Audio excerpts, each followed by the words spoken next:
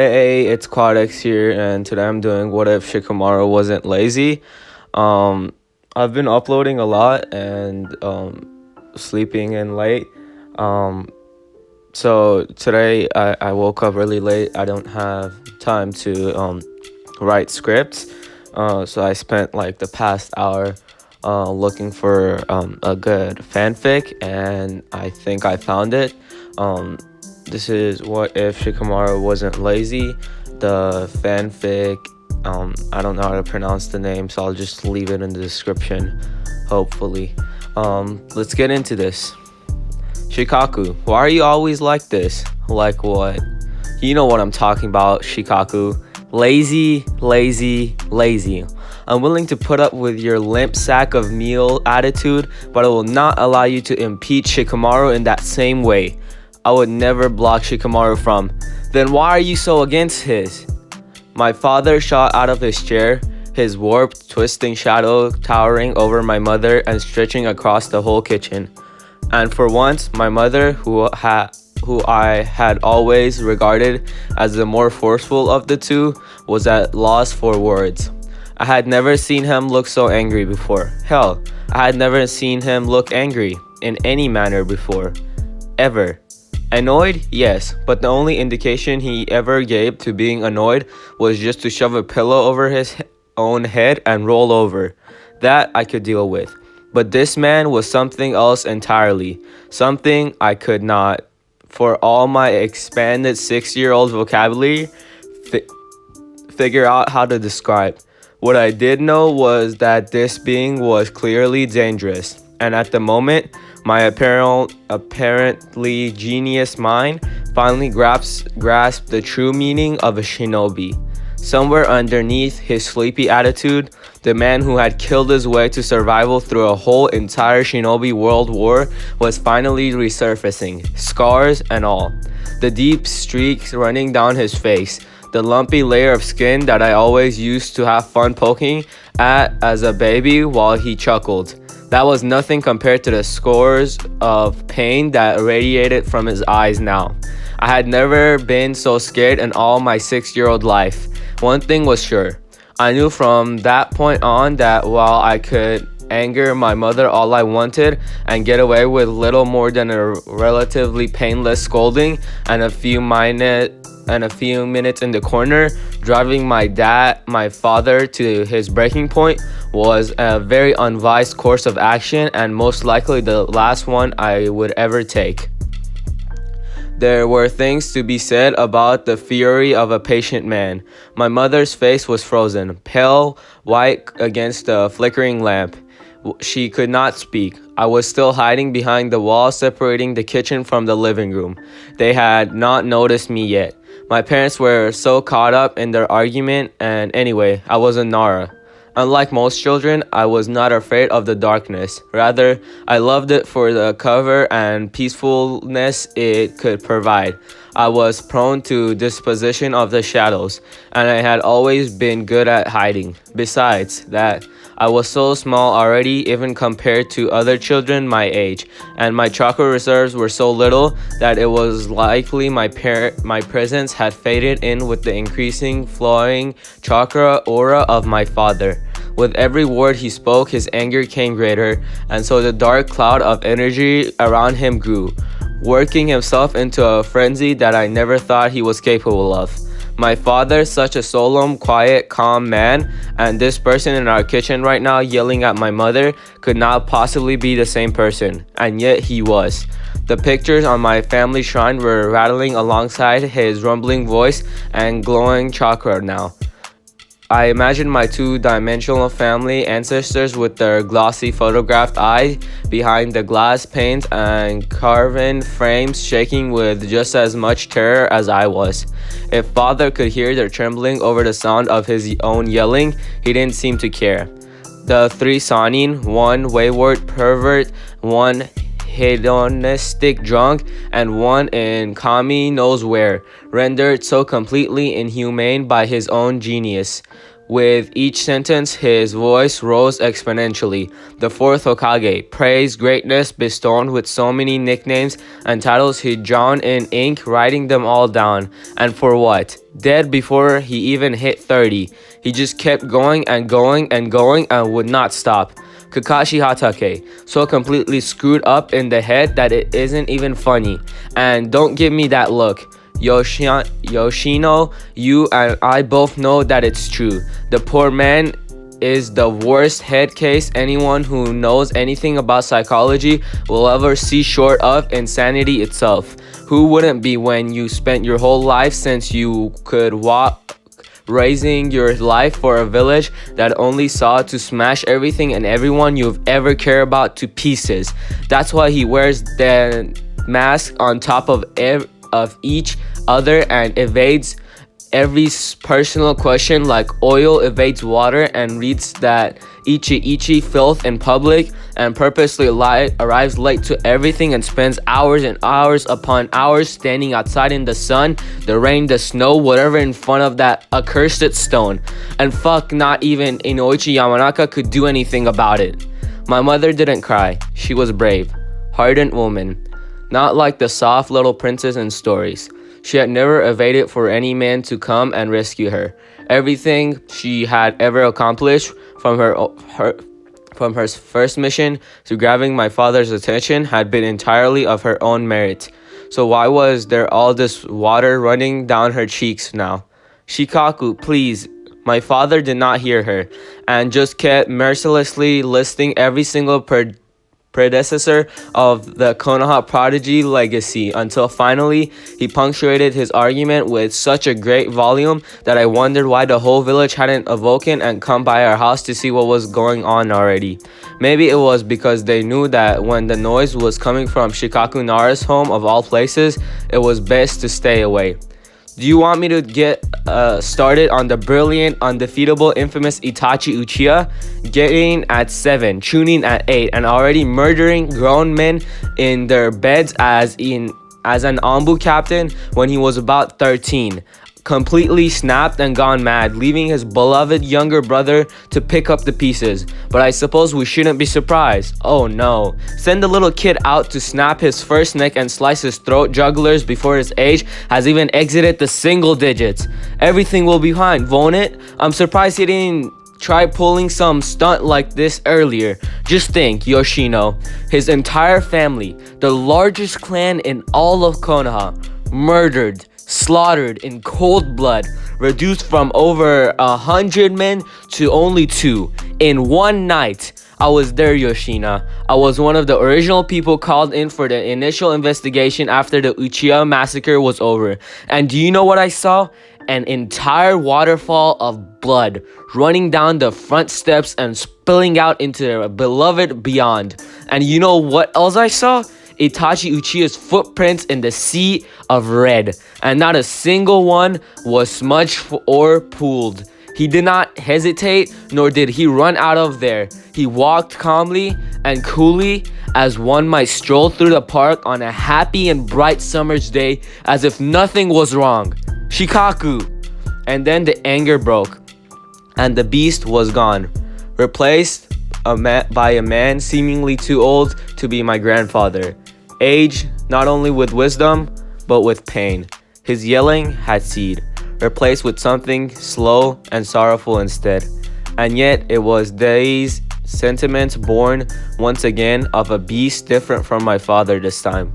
Another beast of fear rather than anger, that terrified me more than any of his fury. Even years from now, would be confronted with enemies, my memory could revert to this one moment, and I would remember his painful sighs. What next, Yoshino? What fate are we to assign this next one? Shall we make him Shikamaru Nara, the boogeyman himself, the cautionary tale to all future generations of our clan about he who treated in the shadows for us so long that he ended up becoming one of them himself? My mother did not say a word. I did not either. I simply sat frozen, unable to even breathe. So I watched the dark silhouettes on the wall curl in a most familiar shape. Me. Let me explain my story from the beginning. My name is Shikamaru Naro. As you may have deduced, I am the son of Shikaku Naro and Yoshino Nara, formerly Yoshino, of an insignificant bloodline and heir to the Nara clan of Konohagakure no Sato. I am an only child, though I probably have some distant cousins from my mother's side living elsewhere. I won't be speaking of them much, which I think will suit them well, as they are civilians who would prefer a peaceful and quiet life far away from all the treachery and cruelties of the shinobi sphere. I do not blame them for this take on life, and I don't think they will be very offended at me either when I say that I consider my comrades at arms more of my brothers and sisters than blood will ever be. Blood traits seems to run strongly in shinobi families. Take me, for instance. At first glance, I am exactly like my father. The spiky dark hair, the lazy hooded eyes, the shapes of our face and noses, the facial expression we make in every situation, the uncanny intelligence only befitting of a Nara. Even our usual habits, from how we yawn to the way we tend to roll our eyes, expressions coincided with exactly, though the might be more due to how I was raised. Children, after all, do imitate their parents than genetics. But for the academy teachers who were unfortunate enough to suffer through more than one generation of family, aunts and uncles, and distant cousins included, they will tell you right away that in my heart, I am my mother. It is said sometimes affectionately and sometimes in complaint that the Nara suffer an affliction too much yin. From our minds to our bodies, and even the signature shadow techniques that we use, we are the quiet, pondering types, intelligent but not too prone to action, too intelligent perhaps, and so nature had to balance out the playing field by reducing something else of ours. At least that was how it was until I came along. Hokage-sama blames my mother. He never says it out loud, but I can tell, because every time my father decides to practice in Konoha Command Central, take your child's day to work, the Sandaime will furrow his old brows and pinch the bridge of his nose and sigh a quiet, Shikaku, why did you marry her of all people? Each time he lays his eyes on me, of course, it was said in jest, not actual anger, so maybe I shouldn't complain so much. My mother was not a Nara by birth, although she definitely looks the part. She too has the rather oval face so prominently displayed when her hair is pulled back, but that is neither here or there. She came from a civilian family. Perhaps I had a grandfather who was a genin on her side. I do not know, and thus she had to fight and claw and scream her way up to her rank as Chunin. Amongst the rest of her average peers, unlike those special teams composed solely of clan children, speaking of which pretty much every heir to every clan that matters happens to be in my year. She probably could have made it further, but then I was born, and so she retired. This is on paper. In spirit, she has always remained a shinobi, and every morning without fail, she proves it by faithfully dragging me out of bed and the crack of dawn to do our exercises. She gave up on trying to get my father to wake up that early long ago, because by the time she finally manages to get him out of bed, the allotted time is already over anyways, although she still nags at him once he finally wakes up. Had I been my father, she would have given up on both of us. But I was not like my father. I was my mother, and for once the yin of Nara was balanced out with the yang of my mother. New, fresh blood born from the natural social injustice of the established clan system, bred out of nothing but sheer will and determination, hot and eager and ready for action. Yes, I was born with family with my father's brain, but I had my mother's heart. A heart carved from the trials and tribulations, not only of a shinobi life, but of the shinobi political world in general, which with little more than an average instructor, a mediocre family name, and all of her courage and fierceness. I started the academy at the age of 6 or so.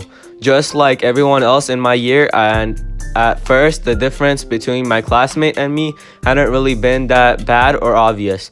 The first few days were mostly theory, so the civilian born children at least wouldn't kill themselves when they finally tried to pick up a kunai the wrong way. So I didn't have much opportunity for demonstration other than answering basic questions. Sure, I got them right, but so did most of the other kids who had bothered to crack open a textbook the day before. Even one of the civilian girls, Sakura Haruno, could answer those types of questions perfectly. Even after the basic training finally started, I seemed perfectly normal compared to the other clan children. Sure, thanks to my practice sessions with my mother, I could throw my weapons and execute all my katas perfectly and rank relative high in spars, but that was to be expected for someone of my background. There were many other students like my friend Ino Yamanaka and Choji Akamichi who had also received clan upbringings and therefore did just as well. Our class that year had the most number of clan children for a long time, and all of us happened to be clan heirs. Something like this must have been planned, since to me, there was no way this could happen at random.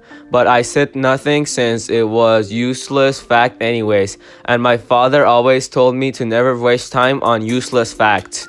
The point was, for the first few weeks, there was very little to distinguish me from the rest of my classmates, especially since a third of the class was working with the same advantages I had.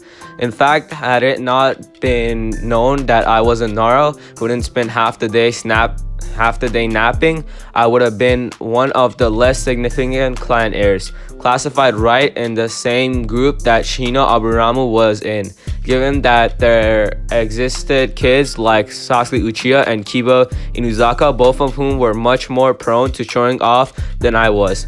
But I couldn't hide forever, though my father had tried his hardest to instill in me a strong sense of modesty, mostly through the doctrine that a good shinobi should neither be seen nor heard. My mother had sort of cancelled that and ideal out with her own doctrine of always trying your best and giving everything you got.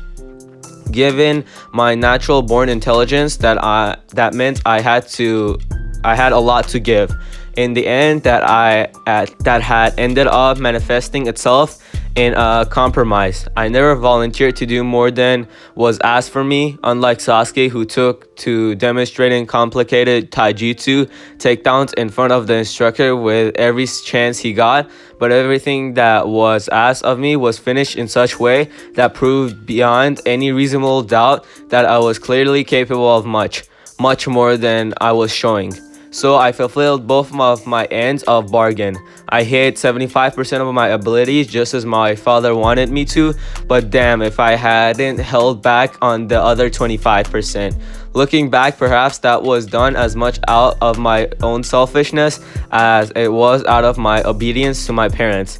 Principles of becoming a good shinobi, I like any other child wanted to be recognized for my own brilliance. It was my own little backhanded way of showing off. Of course, at the age of 6, one does not really think of the reality of the moral implications of one's action. I'd simply convinced myself that I was doing the right thing. No selfishness involved whatsoever, because all the adults around me believed so. My dad got what he wanted, and my mom got what she wanted. End of story. It was halfway through the first semester when the signs that I was more than simply different started showing. Every written test, I always finished first and always got a perfect score. Not just 1 or 2 minutes ahead of the next person, either sometimes the difference was so much as half an hour, depending on how much we had to write and how much shown work was demanded for the calculation. Multiple choice tests I could literally finish in seconds. A lot of these questions were common sense. If I didn't know the answer, I would easily reason it out. I will give myself the benefit of the doubt and say that I was finishing quickly on purpose for the sake of proving my own superiority to my classmate, as most children would do, but rather to prove my own ego to myself and to my parents. I like games, and so to me, every test was like a game, and my score was determined by how much time I had left. Besides, the more time I had left, the more time I would have to go outside to the academy playground and train by myself. I knew that sitting for a few more minutes to check my work could not help me any more than not checking my work, whereas exercising my muscles would. One of my father's many philosophies, after all, had been those born blessed with superior minds must still work like everyone else to develop a superior body. And as my mother work ethic always taught me, take advantage of every second you've got. And so I did. My raw strength had been just the same as all the other students. But when it came to things like technique, how to most efficiently distribute power, I had an edge. I was a fast learner, a fast mover, and highly coordinated. And so physical, I could deal out more damage than the rest of my friends, even though we were all more or less on the same level strength-wise. And so no matter how many shuriken Sasuke Uchiha, the runner-up, threw, no matter how many Anbu Naruto Uzumaki, the last outran, the academy teachers soon pronounced that it would be possibly for anyone to catch up to me. It would be impossible for anyone to catch up to me, which wasn't true. I knew I was smart now, but if there was one thing my father warned me against, it was arrogance, because no man could control the future perfectly. But never mind that, despite being Shikamaru Naro, I was still just a regular 6-year-old, and whatever words of wisdom my father came up with, they would surely be ignored in favor of so-called experience when they passed through my lips. And therein came the source of my parents' first and luckily their last argument. It had started innocently enough, and at around the end of the first semester, marking period, the academy instructor and some other Kona official had analyzed my scores, and after realizing that they were leaps and bounds ahead of anyone else that had ever seen, including all of the child prodigies that had become before me, considering bumping me up a few classes. I was still young and naive then for all of my intelligence. I had no opinion on the matter at the time. I was just a kid. As long as I could still have my friends and praise from my parents and teachers, I was happy. Vaguely, I knew that I was a smart and special kid since everyone always told me that, but I couldn't exactly just tell how far apart I was from my classmate. When you're 6-year-olds, are you are you and they are them. So what if I had more gold stars than everyone else? Ino was Ino, and Choji was Choji, and Sasuke was Sasuke, and Naruto was Naruto. And biologically speaking, your brain takes a while to fully develop its own sense of self. My mother, on the other hand, had been all for it. That was when my father stepped in and rescued me. No, he had said, and put down his foot firmly. And even the Hokage, who had been wholly in favor of the idea, backed down. Just no. The nice thing about being a Nara was that no matter how quietly you talked, when you talked, and I mean actually speaking, not just complaining, people listened. But my mother was a Nara too, by name if not by birth, and she had different ideas. A headstrong woman, she could not fathom why anyone wouldn't take such a grand opportunity when it was right in his face, like so. That night she had asked, demanded was a more appropriate word, seeing is this was my mother, to know just exactly why my father was halting my education. Of course, he had anticipated this question and had an entire list prepared. And so we came back to me, a 6-year-old huddled up against the wall, hidden in the shadows, finally getting a glimpse of what the fate of a child like me might be. No child genius has ever had a nice life. Not in the shinobi world. Shikamaru could have fame and glory if he likes, but it will not be as a child prodigy. His life will be hard enough as an adult, and in this line of work, let me be happy while he can. Let him be happy while he can. My mother might be considered to be too bossy and overbearing woman, but never let it be said that she didn't know reason when she heard it.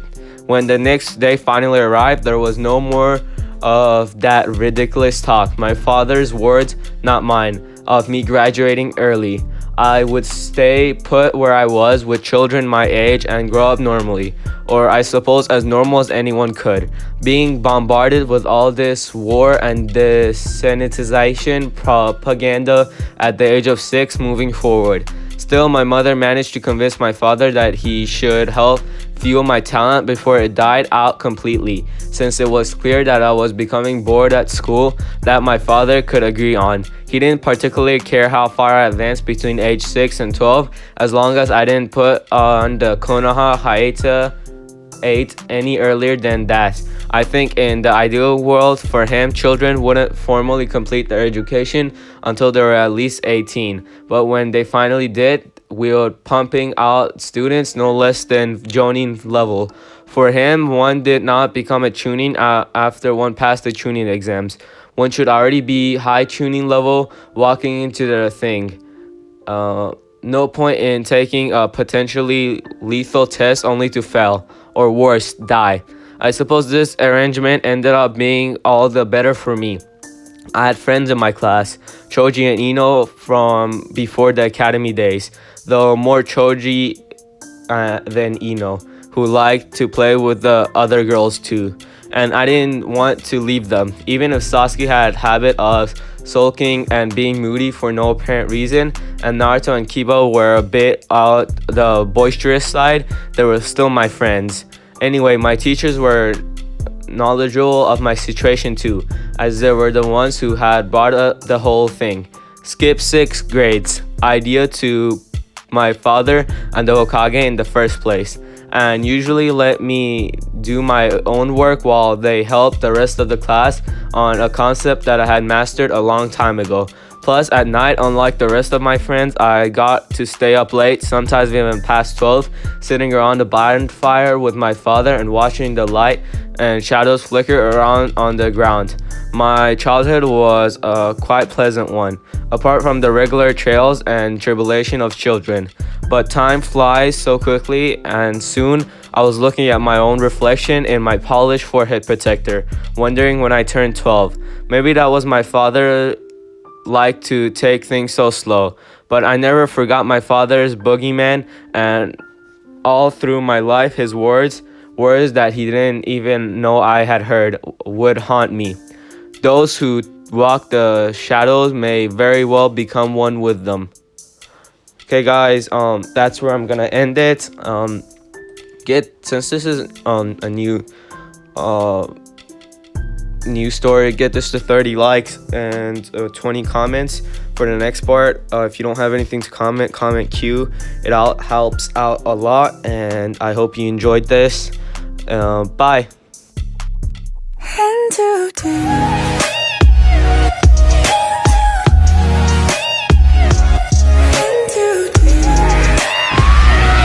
Thinking myself with you.